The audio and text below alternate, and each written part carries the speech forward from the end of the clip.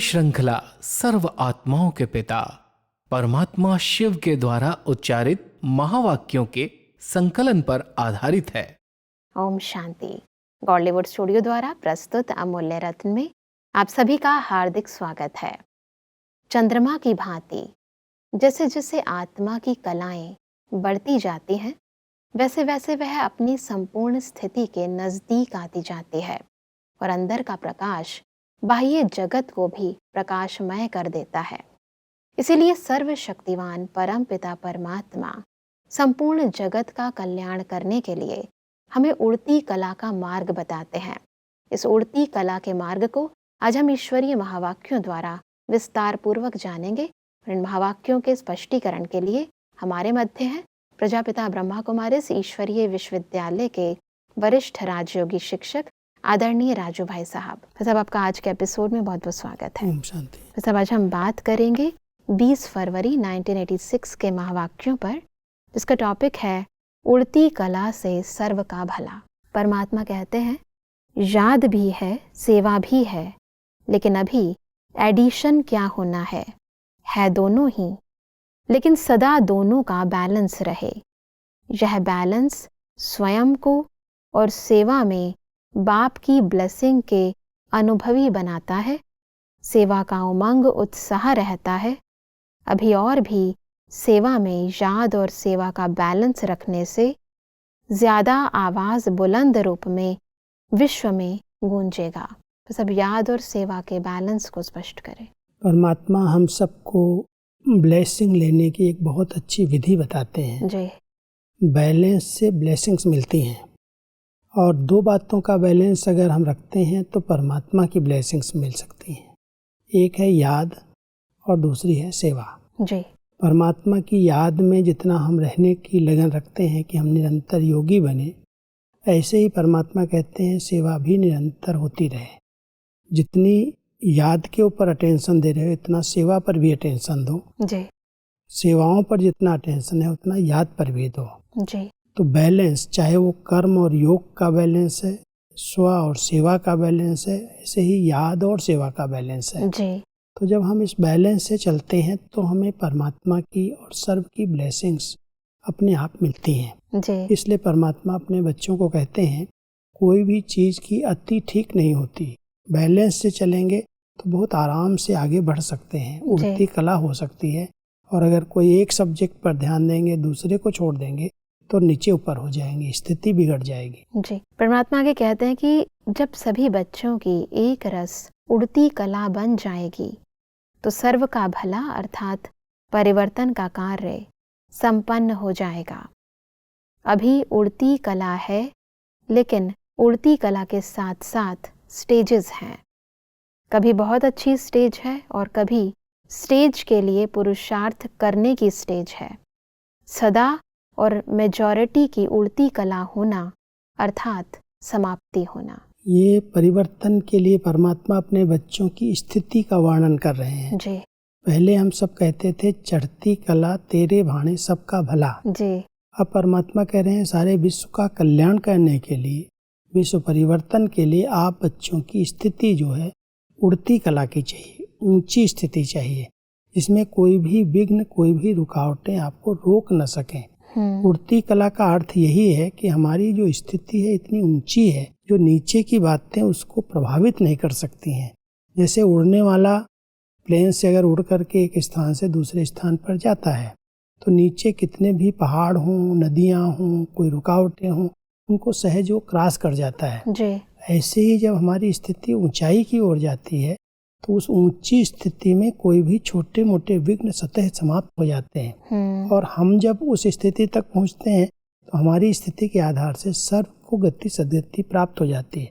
तो परमात्मा कह रहे हैं आपकी उड़ती कला से सबकी सद्गति हो जाती है और दुनिया, कलयुग की दुनिया की समाप्ति हो जाती है। जी। परमात्मा आगे कहते हैं कि उड़ती कला ही श्रेष्ठ स्थिति है। उड़ती कला ही कर्मातीत स्थिति को प्राप्त करने की स्थिति है। उड़ती कला ही देह में रहते, देह से न्यारी और सदा बाप और सेवा में प्यारेपन की स्थिति है। उड़ती कला ही विधाता और वरदाता स्टेज की स्थिति है। उड़ती कला ही चलते फिरते फरिश्ता व देवता दोनों रूप का साक्षात्कार कराने वाली स्थिति है। बहुत ऊंची स्थिति है, माना मन की जो स्थिति है उस स्थिति के आधार से कोई भी बातों की जब हम परवाह नहीं करते उससे हम ऊपर उठ जाते हैं। तो ये हमारी उड़ती कला ही कर्मातीत स्थिति तक ले जाती है। माना हम हर बात को सहज क्रॉस कर लेते हैं, ऊंचाई की स्थिति में रहते हैं, ऊंचा चिंतन करते हैं, ऊंचे विचारों में रमण करते हैं। तो नीचे की कोई भी बातें, देह की, संबंधों की, पदार्थों की, विघ्नों की, वो सब को हम सहज क्रॉस कर जाते हैं। और जब सहज क्रॉस कर जाते हैं तो परमात्मा इसको कई नाम दे रहे हैं। कर्मातीत स्थिति बन जाती है, फरिश्ता सो देवता स्थिति बन जाती है, आपकी संपन्न संपूर्ण स्थिति बन जाती है जी। क्योंकि ये उड़ती कला माना ही कोई भी रुकावट उस मार्ग में आती नहीं, वो हमेशा अपनी ऊंची स्थिति में रह करके सहज पार कर जाता है। तो जितनी आत्मा की ऊंचाई माना योग की ऊंची स्थिति बनती जाती है, एक बाप के प्यार में समा जाती है, उतना ही हमारी स्थिति उड़ती कला की बन जाती है और वही स्थिति हमें संपन्न और संपूर्ण बना देती है। तो सब परमात्मा कहते हैं कि उड़ती कला सर्व आत्माओं को भिखारीपन से छुड़ाए बाप के वर्षे के अधिकारी बनाने वाली है। सभी आत्माएं अनुभव करेंगी कि हम सब आत्माओं के इष्ट देव व इष्ट देवियां व निमित्त बने हुए जो भी अनेक देवताएं हैं सभी इस धरनी पर अवतरित हो गए हैं। क्योंकि लोगों को हमारी ऊंचाई की स्थिति साक्षात्कार कराने लगेगी जी। जितना संगठित रूप में हम अपनी इस स्थिति में रहेंगे, उड़ती कला की स्थिति में, जिसमें देह दुनिया की कोई आकर्षण आत्मा को आकर्षित नहीं करती, वो स्थिति जब आत्मा की बन जाती है और संगठन में बन जाती है तो अनेक आत्माओं को ये अनुभव होगा कि हमारे इष्ट देव इष्ट देवियां प्रकट हो गए हैं, ये सब वही हैं। उनको दिखाई देने लगेगा, अनुभव होने लगेगा और वो जो मांग रहे हैं, जो इच्छाएं रखते हैं अपने इष्ट से, अपने देवी देवताओं से, उनकी वो पूरी होने लगेंगी आपकी दृष्टि से, आपके वाइब्रेशन से। तो परमात्मा कहते हैं इस उड़ती कला में जितना आप बच्चे रहेंगे उतना अन्य आत्माएं आपके द्वारा साक्षात्कार करेंगी, आपके द्वारा अपने आप को भरपूर अनुभव करेंगी। एक है चलती कला, एक है चढ़ती कला और एक है उड़ती कला। इनको थोड़ा सा अलग अलग स्पष्ट करें। क्योंकि पुरुषार्थ के मार्ग में कई आत्माएं जैसे चल रही हैं, धीरे धीरे आगे बढ़ रही हैं। एक है जैसे चढ़ाई को पार करते हैं, चढ़ करके आगे बढ़ जाते या हाई जंप दे देते। और दूसरे जो परमात्मा अभी चाहते हैं समय अनुसार जितना हम अंतिम समय के समीप पहुंच रहे हैं उतना हमारी स्थिति उड़ने वाली हो। माना यहाँ से जैसे बैठे और उड़ करके दूसरे देश में पहुंच गए, तो जितना संकल्प की पवित्रता बढ़ती जाती है, स्वच्छता बढ़ती जाती है, हल्कापन आता जाता, कोई भी प्रकार का आत्मा के ऊपर बोझ नहीं रहता, वो आत्मा उड़ती कला का अनुभव कर सकती है जी। अन्य आत्माएं चलेंगी, थकेंगी, फिर बैठेंगी, कोई चढ़ाई पर होगा तो उसमें भी मेहनत का अनुभव होगा। बिल्कुल। उड़ती कला की स्टेज में कोई मेहनत नहीं, युद्ध नहीं, सहज वो हर एक बात को पार कर जाते, क्रॉस कर जाते, क्योंकि उनकी ऊंची स्थिति है, ऊंचा चिंतन है, बहुत हल्कापन है, फरिश्ते स्वरूप की स्थिति है, वो उड़ती कला की स्थिति है। जी। परमात्मा आगे कहते हैं कि अभी कल्प का ड्रामा समाप्त होने का समय आ रहा है। सारी विश्व की आत्माओं को चाहे स्वप्न में, चाहे एक सेकंड की झलक में, चाहे प्रत्यक्षता के चारों ओर के आवाज द्वारा यह जरूर साक्षात्कार होना है कि इस ड्रामा के हीरो हीरोइन स्टेज पर प्रत्यक्ष हो गए। धरती के सितारे धरती पर प्रत्यक्ष हो गए। सब अपने अपने इष्ट देव को प्राप्त कर बहुत खुश होंगे, सहारा मिलेगा। ये अंतिम दृश्य है जी। जब ये कल्प का ड्रामा एक बार पूरा हो करके सब आत्माओं को वापस घर जाना है। हाँ जी। उसके पहले जो आत्माएं इस सृष्टि मंच पर पार्ट बजा रही हैं, उनके जो हीरो एक्टर्स हैं, जो हम आत्माएं उनके लिए इष्ट देव इष्ट देवियां हैं, परमात्मा कहता अंत समय में हर एक आत्मा को आपके द्वारा वो अनुभव होगा जी। कि वो हमारे साक्षात देवी देवताएं, हमारे इष्ट इस सृष्टि पर प्रकट हुए हैं। आपकी जितनी ऊंची स्थिति बनती जाएगी, उड़ती कला की स्टेज बनती जाएगी, उतना हर आत्मा को साक्षात्कार होगा, अनुभव होगा कि हमारे सब देवी देवता हैं जो हीरो पाठधारी सृष्टि नाटक के हैं, वो सब प्रत्यक्ष हो गए हैं, साकार में हो गए हैं।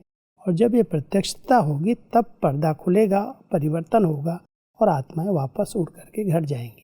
जी, परमात्मा आगे कहते हैं कि जो 4 सब्जेक्ट्स हैं, ज्ञान मूर्त, निरंतर याद मूर्त, सर्वदिव्य गुण मूर्त, एक दिव्य गुण की भी कमी होगी तो 16 कला संपन्न नहीं कहेंगे। 16 कला सर्व और संपूर्ण, यह तीनों महिमा है। बस अब इन तीनों महिमाओं को स्पष्ट करें। क्योंकि चंद्रमा की कलाओं से परमात्मा अपने बच्चों की स्थितियों का वर्णन कर रहे हैं। जैसे चंद्रमा जब संपूर्णता की ओर होता है, पूर्णमासी जिसको हम कहते हैं जी, उसमें कहीं पर भी कोई रेखा नहीं रहती जो कमी हो। जी, ऐसे ही सर्वगुण सर्व कलाएं संपूर्ण आत्मा निर्विकारी स्टेज पर उस स्थिति को प्राप्त करे, जी, वो है संपूर्णता। उसमें किसी भी प्रकार की कमी कमजोरी न रहे। तो जब आत्मा ज्ञान मूर्त, याद मूर्त, दिव्य गुण मूर्त बन जाती है, कोई गुण की कमी नहीं रहती, तब उसको कहते हैं सर्व गुण संपन्न, 16 कला संपूर्ण, संपूर्ण निर्विकारी, मर्यादा पुरुषोत्तम। वो आत्मा की स्टेज जो संपूर्णता की है, वो चांद के साथ परमात्मा भेंट कर रहे हैं। जैसे चांद धीरे धीरे बढ़ते बढ़ते संपूर्णता को प्राप्त होता, उसके बाद फिर उसकी गिरती कला शुरू हो जाती।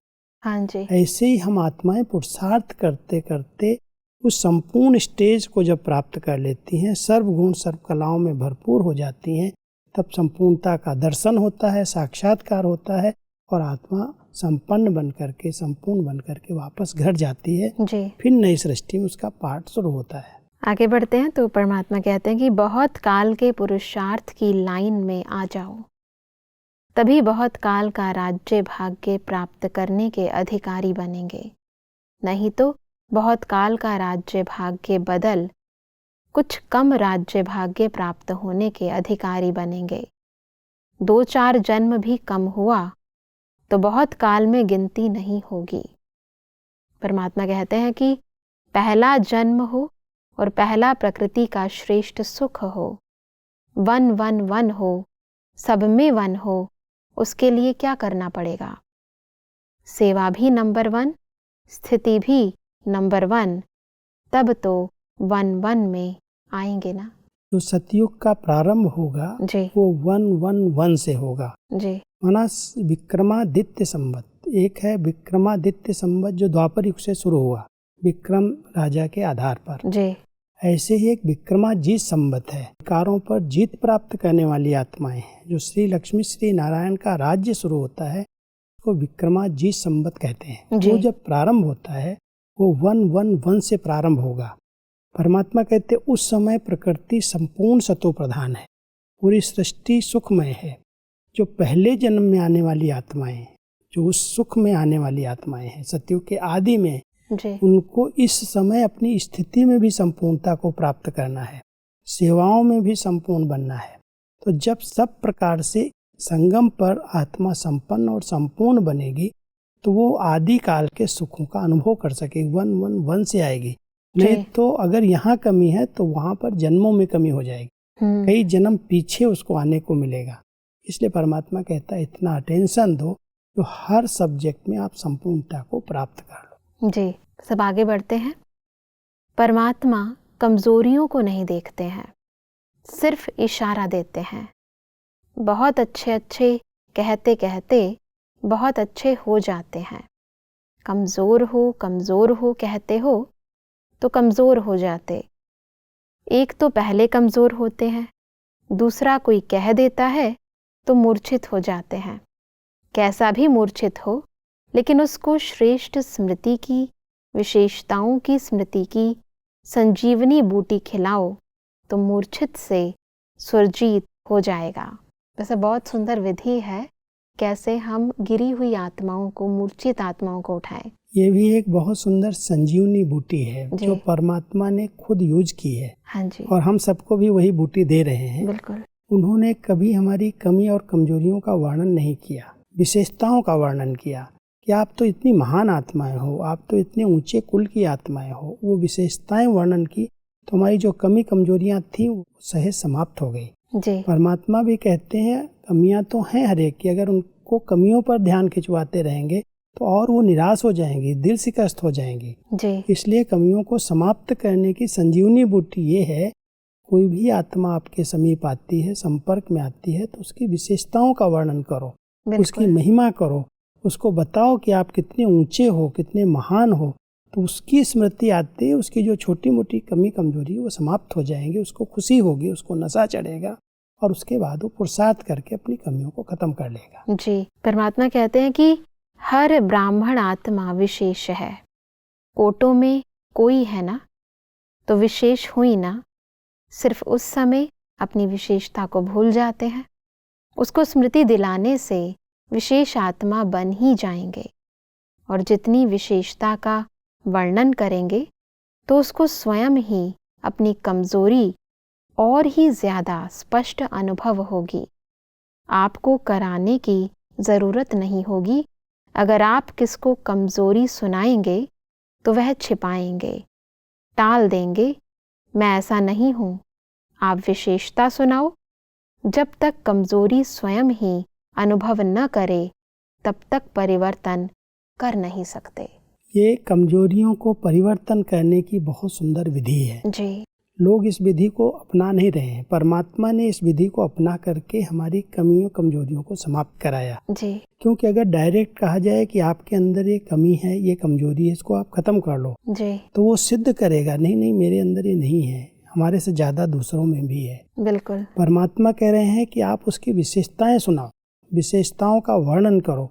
जब आप उसको विशेषता की स्मृति आएगी कि मैं इतनी महान आत्मा हूँ, फिर ये छोटी सी बात, ये कमी, ये कमजोरी, ये संस्कार, इसको मैं सहज समाप्त कर लूंगा। वो खुद जब तक महसूस नहीं करेगा तब तक वो परिवर्तन नहीं कर सकता। बिल्कुल। परिवर्तन करने के लिए हर आत्मा को पहले अपने आप को महसूस करना पड़ता है कि मेरे अंदर ये संस्कार ठीक नहीं है, ये हमें या दूसरी आत्माओं को तंग कर रहा है, परेशान कर रहा है। तो जब वो महसूस करेगा तो परिवर्तन कर सकेगा। लेकिन महसूस कराने का तरीका ये बहुत वंडरफुल परमात्मा हम सबको सिखाते हैं। जी कभी भी डायरेक्ट उसको नहीं कहो ये आप कमजोर हैं, आपके अंदर ये कमी है। अगर ये कहोगे तो और वो सिद्ध करेगा नहीं मेरे अंदर नहीं है। बिल्कुल। उसको बोलो आप तो बहुत महान हैं, आप तो बहुत विशेष आत्माएं हैं।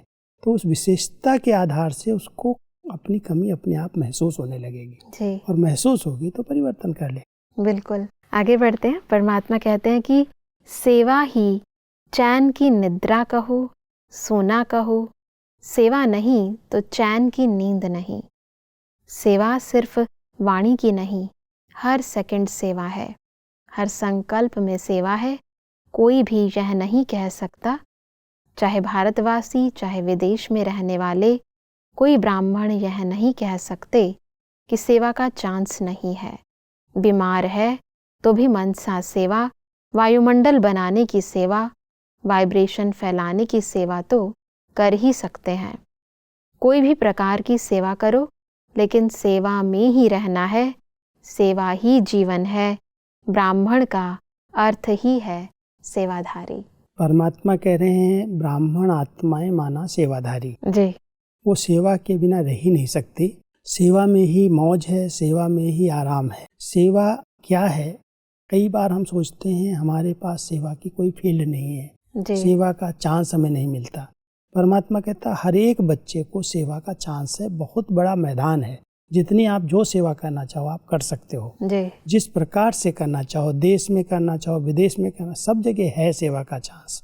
लेकिन सेवा की विधियां अलग अलग हैं। जब तक मनसा शक्तिशाली नहीं है, मनसा एकाग्र नहीं है, मनसा शुद्ध नहीं है, भावनाओं से संपन्न नहीं है, तक मनसा सेवा भी कैसे होगी? बिल्कुल। उसको मनसा को भी हमें सशक्त बनाना पड़ेगा। लेकिन सेवा नहीं है ऐसा हम नहीं कह सकते।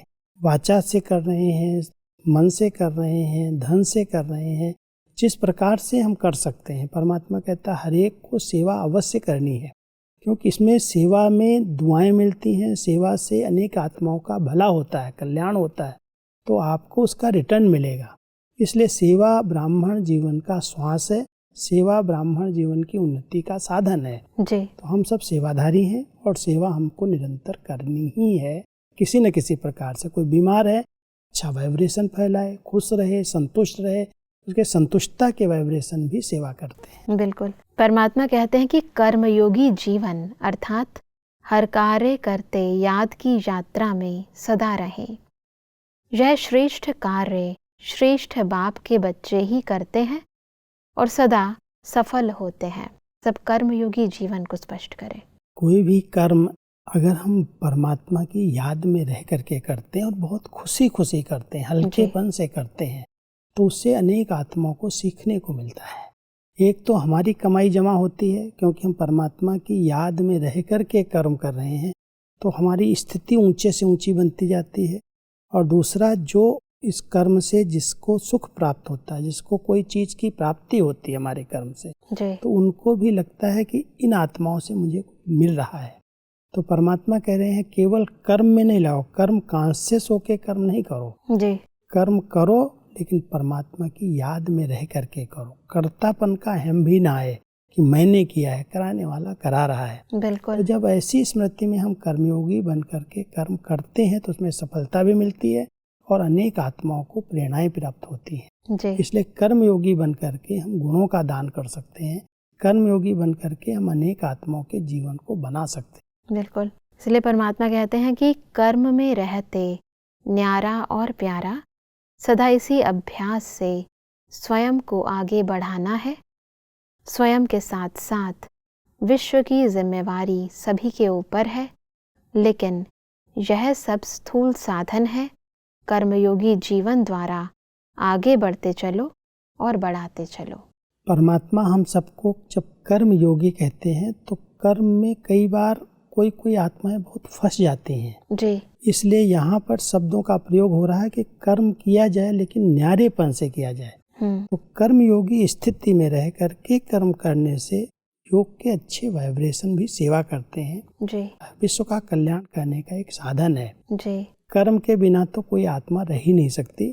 कर्म करें लेकिन कर्म हमें बंधन न बांध दे, हम उससे न्यारे होकर के रहें। तो परमात्मा कहते हैं यही एक ऊंची स्थिति है जो कर्म योगी स्थिति कर्मातीत बना देती है। बिल्कुल। कर्म में रहते हुए कर्म बंधन से हम अतीत न्यारे बन जाते हैं। बिल्कुल भाई साहब, आज हमने बहुत ही गहराई से समझा कि कैसे हम अपनी उड़ती कला की स्थिति द्वारा संपूर्ण संसार का कल्याण कर सकते हैं। भाई साहब, स्पष्टीकरण के लिए आपका बहुत बहुत धन्यवाद। ओम शांति। दर्शकों, आज के महावाक्यों में परमात्मा ने कहा कि उड़ती कला ही कर्मातीत स्थिति को प्राप्त करने की, न्यारे और प्यारेपन की, फरिश्ता और देवता स्वरूप का साक्षात्कार कराने की सर्वश्रेष्ठ स्थिति है। अतः विश्व को परिवर्तन करने के लिए हमें उड़ती कला का पुरुषार्थ करना है। परमात्मा ने कहा कि सतयुग आदि में आने के लिए हमें सेवा व स्थिति में नंबर 1 बनने का अभ्यास करना है। परमात्मा ने कहा कि हमें विशेषताओं की स्मृति की संजीवनी बूटी देकर मूर्छित आत्माओं को सुजाग करना है। दर्शकों, आज के महावाक्यों से संबंधित यदि आपके मन में कोई भी प्रश्न है तो आप हमें ईमेल कर सकते हैं। हमारा ईमेल आईडी है amulyaratna@godlywoodstudio.org। अगले एपिसोड में एक और अव्यक्त वाणी के साथ आप सभी के समक्ष हम फिर हाजिर होंगे। तब तक के लिए लेते हैं इजाजत। ओम शांति।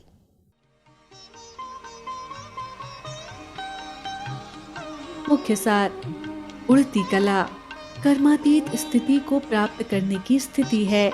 देह से न्यारी, बाप और सेवा में प्यारेपन की स्थिति है। विधाता और वरदाता स्टेज की स्थिति है। फरिश्ता व देवता दोनों रूप का साक्षात्कार कराने वाली स्थिति है।